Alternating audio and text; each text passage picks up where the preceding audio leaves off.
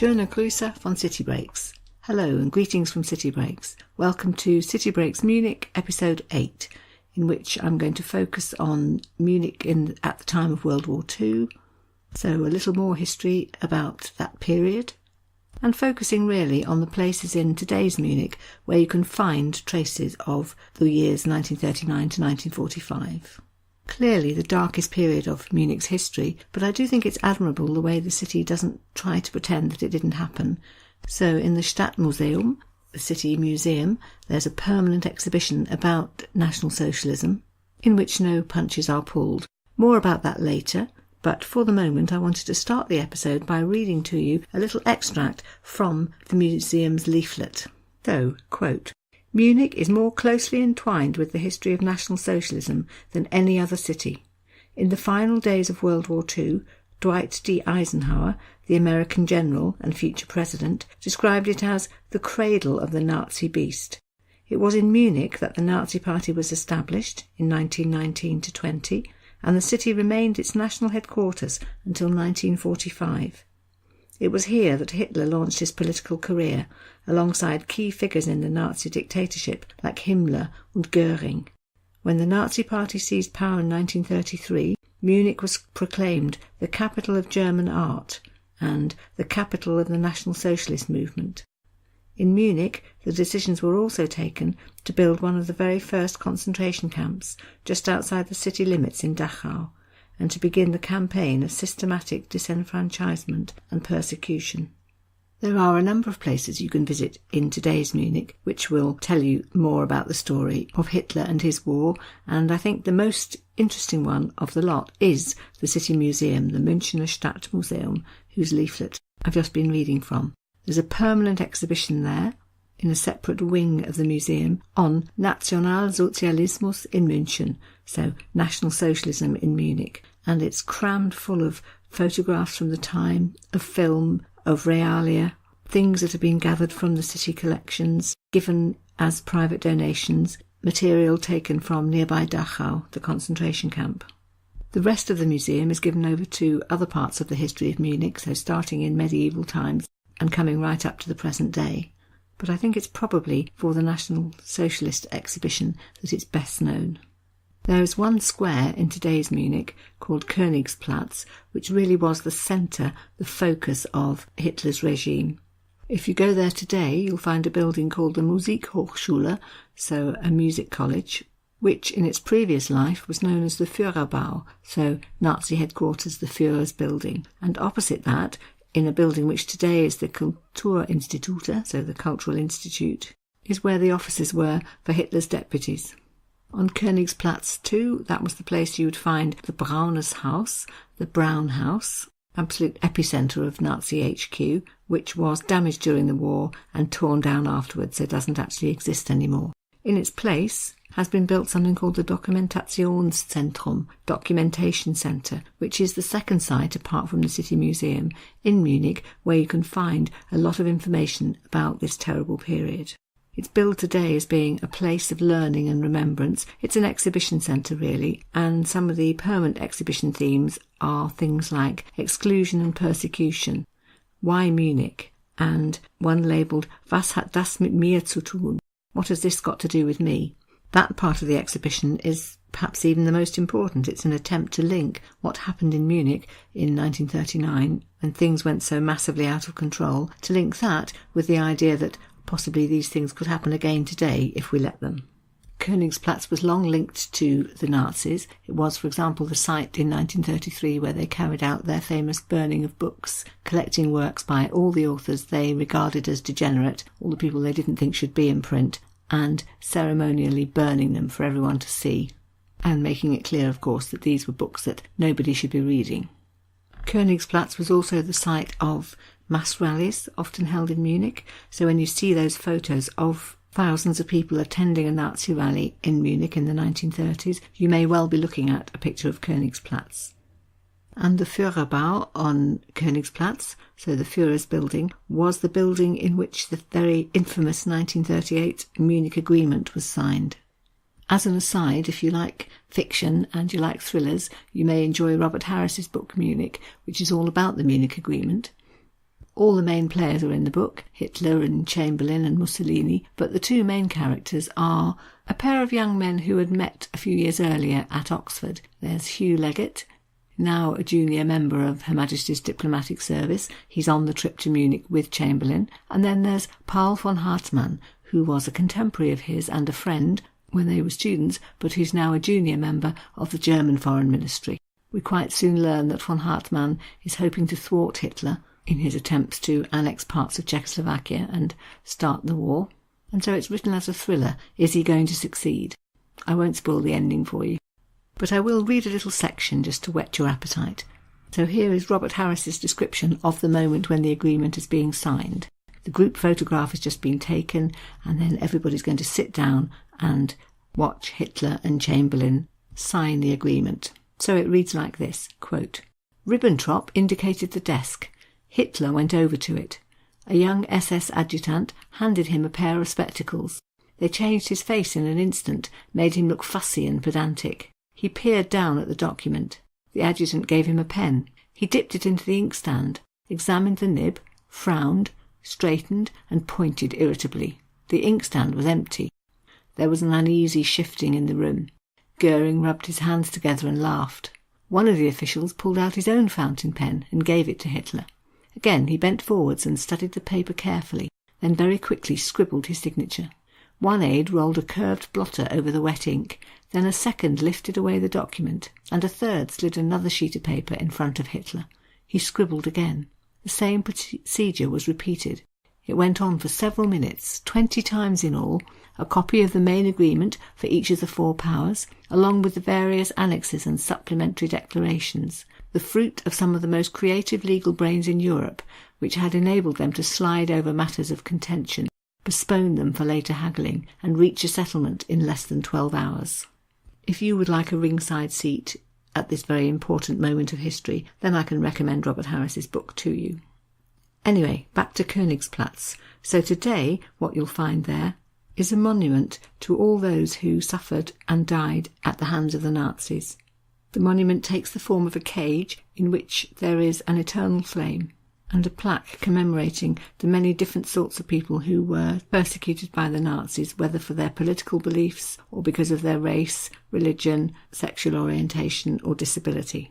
The inscription in German reads simply Den Opfern der nationalsozialistischen Gewaltherrschaft, which translates as to the victims of National Socialist tyranny. You certainly can't miss Königsplatz, but another much smaller road that you might miss unless you know where to look is one called Drückeberger Gasse. It's a little road quite near Odeonsplatz. If you look on a map, it connects Theatinerstraße to the Residenzstraße. And it first gained notoriety as a place where the Nazis had put up a memorial. So it's very close to the place where the beer hall putsch failed. And so they put up a memorial plaque to commemorate the people who had died in the attempt of causing the revolution.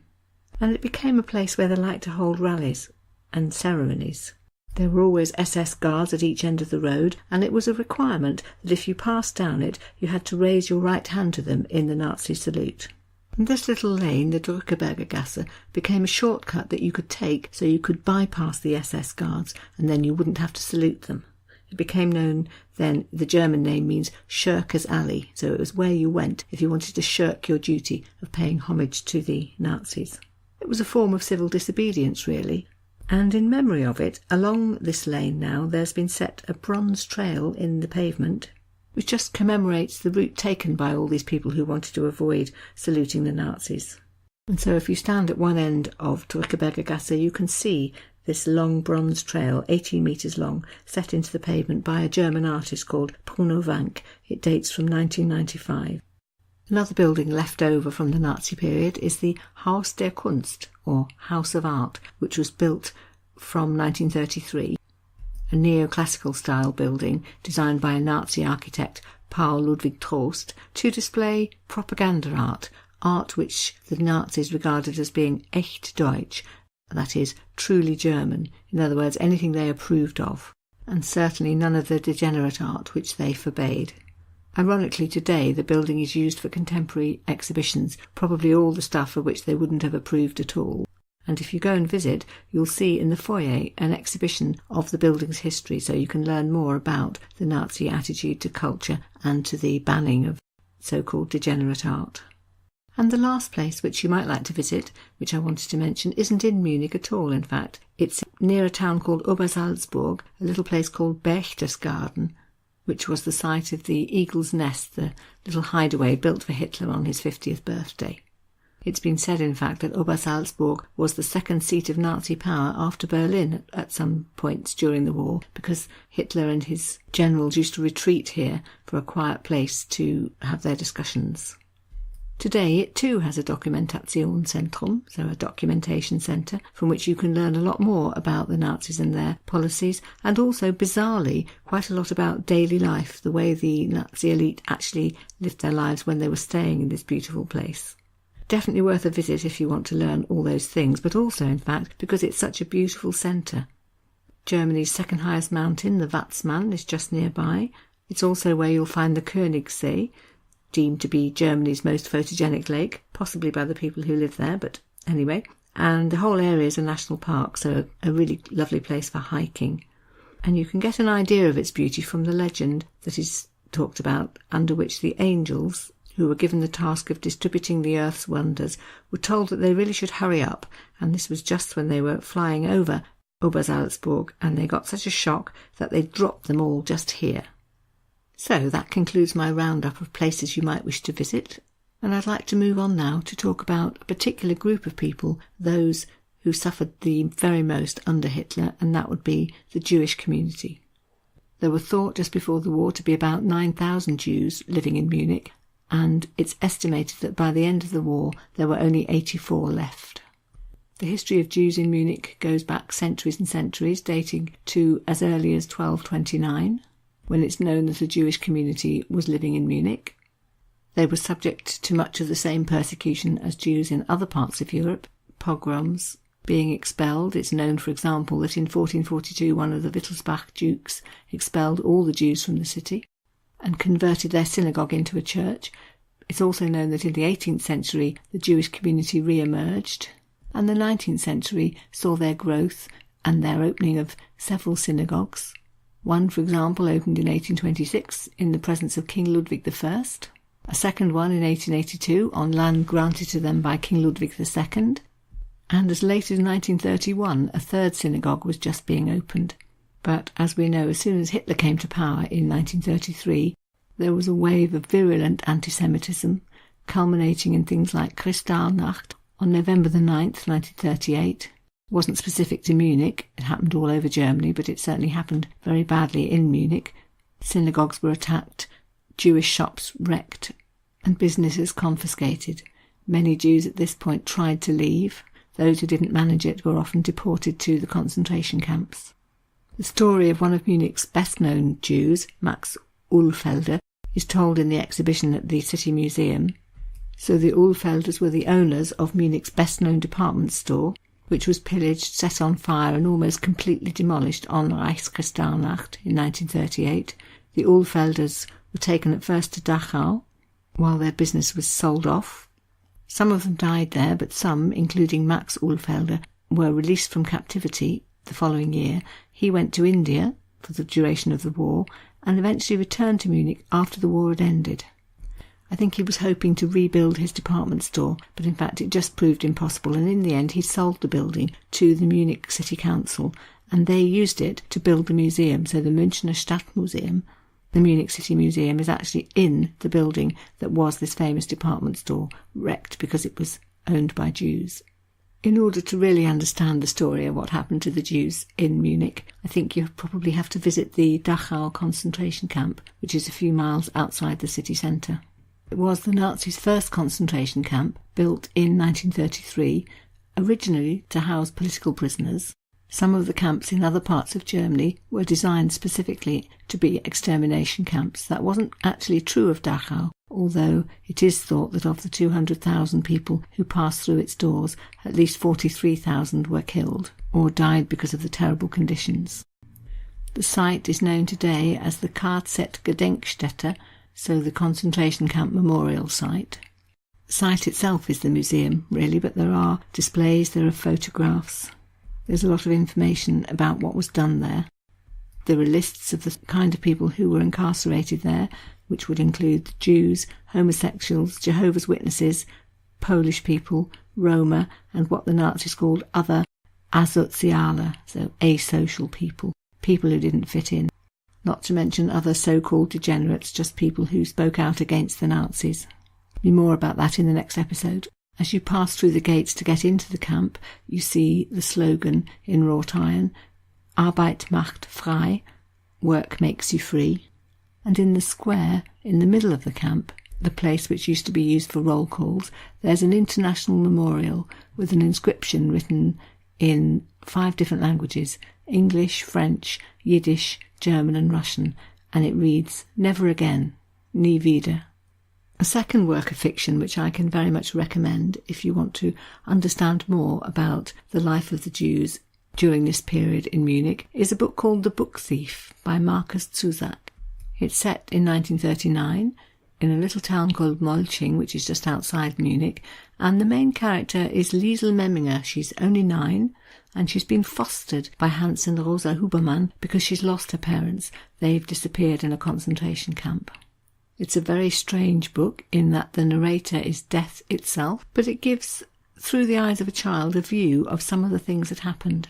And the fiction is all intertwined with little moments from history. So, for example, here's a quote from fairly early on in the book when Lisl is watching German soldiers marching through her town.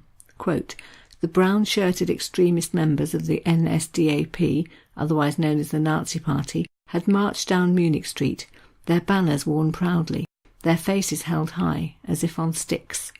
Their voices were full of song, culminating in a roaring rendition of Deutschland über alles."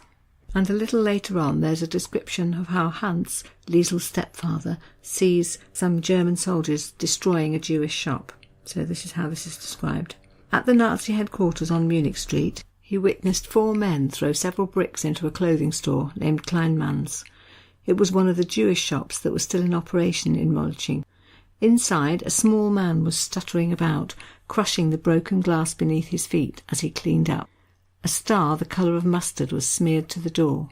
In sloppy lettering, the words "Jewish filth" were spilling over at their edges. And the author goes on to describe how Hans came back the next day and helped the shop owner repaint the door, and then says rather chillingly, quote, "It was his second mistake." There's a passage much later on in the book, in a chapter called The Long Walk to Dachau, in which it's described how Jewish prisoners were being marched through the town. And this is what it says about that. Quote, "When they arrived in full, the noise of their feet throbbed amongst the road. Their eyes were enormous in their starving skulls, and the dirt was moulded to them. Their legs staggered as they were pushed by soldiers' hands, a few wayward steps of forced running before the slow return to a malnourished walk." And then following on from that, a bit later in the chapter, there's a description of Lisl, who's only 9, remember, watching this. Quote, "As she watched, Lisl was certain that these were the poorest souls alive. That's what she wrote about them. Their gaunt faces were stretched with torture. Hunger ate them as they continued forward, some of them watching the ground to avoid the people on the side of the road. Some looked appealingly at those who had come to observe their humiliation, this prelude to their deaths. Others pleaded for someone, anyone, to step forward and catch them in their arms. No one did." There are 2 other places in Munich today where you can see reminders of all of this. One is on Lehnbachplatz, close to the site of one of the original synagogues which was destroyed by the Nazis in 1938. Today there you'll find an enormous basalt block in commemoration of the building which is not there anymore, with inscriptions in German and in Yiddish. And then on Jakobsplatz is today's new synagogue. It dates from 2006. Here's what is written about it in the book 111 Places in Munich Which You Really Shouldn't Miss. Quote, "The new synagogue on Jakobsplatz bears the name of the old destroyed synagogue, which in translation means the Tent of Jacob. The centre of new Jewish life in Munich is a light-flooded glass cube on a massive base of travertine stone, known as Jerusalem stone. The synagogue is part of the Jewish centre that includes the community centre and the Jewish museum, which shows the story of Judaism in Munich. The Passage of Remembrance, an underground passageway between the synagogue and the community centre, commemorates the Holocaust and the over 4,000 Munich Jews who were murdered by the Nazis. Of course, we must also remember that there were hundreds of thousands of ordinary citizens in wartime Munich who didn't support the Nazis and who saw their city more or less destroyed. There were 70 air raids on Munich during the war, partly because it was known as the Hauptstadt der Bewegung, so the centre of the National Socialist movement, and also because it was known that there were armaments factories nearby. It's estimated that by the end of the war, half the city lay in ruins and 300,000 people had become homeless. This nightmare came to an end on the 30th of April 1945 when the Americans finally entered Munich, and from then on the clear-up and the rebuilding could begin. Right from the beginning, the new city council voted to have the city reconstructed as far as possible as it had been, in its old form, and so for that reason when you're in Munich today it does look really not all that different from a century ago. We mustn't forget that much of it has been destroyed and rebuilt. It's estimated that in the clear-up between 1945 and the early 1950s, about 5 million cubic metres of rubble had to be cleared from the streets. And this led to another phenomenon which has often been forgotten. It's well known in Germany, but the rest of us don't know much about it, and that was the work of the people known as the Rubble women, the Trümmerfrauen in German. Of course, so many of Munich's male population had either been killed or were still in captivity, and it fell to the women to start the clear-up. The Trümmerfrauen were aged between 15 and 65, and it became their task to work in all the damaged streets, salvaging bricks, collecting timber, finding girders that could be reused, and gradually clearing the debris. Early on, they weren't paid. Gradually, people began to give them handfuls of potatoes in recompense, and eventually they received food rations. It took years, but slowly, they did have an impact, and gradually this massive amount of rubble was cleared. Of course, the next problem was what to do with it. And the solution to that became the creation of something called Trümmerberge, or Rubble Mountains. So the rubble was collected in certain places, built up into a huge mountain, which was then grassed over and landscaped. If you know where to look, you can still see some of these today. The largest one is in the Olympia Park, an area of land covering 87 hectares, which has been landscaped with paths and woodland and grassy slopes, and from the top of which you get the most magnificent view of the Olympic site. In a different location, known as the Luitpoldhügel, Hügel is a hill, so it's the hill named after Luitpold, who was the Prince Regent, after the death of Ludwig II and during the reign of his brother Otto, who was deemed not really fit to rule by himself. This Trümmerberg is 37 metres high, a hill with a series of paths winding through trees to get up to the top, where you'll find a cross with an inscription on it calling anyone who passes by to remember the terrible things that happened in Munich during the 1940s.